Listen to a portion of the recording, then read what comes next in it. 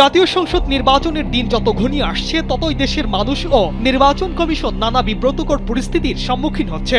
জাতীয় সংসদ নির্বাচন ঘিরে প্রতারক চক্রের ফাঁদ থেকে সতর্ক থাকতে আহ্বান জানিয়েছে নির্বাচন কমিশন ইসি। এ বিষয়ে বুধবার একটি সংবাদ বিজ্ঞপ্তি প্রকাশ করেছে নির্বাচন কমিশন। তাতে বলা হয়, সম্প্রতি লক্ষ্য করা যাচ্ছে একটি প্রতারক চক্র নির্বাচনের দায়িত্বপ্রাপ্ত কর্মকর্তাদের নির্বাচনকালীন সম্মানী প্রদানের কথা বলে তাদের কাছ থেকে বিকাশ নম্বর সংগ্রহের চেষ্টা করছে।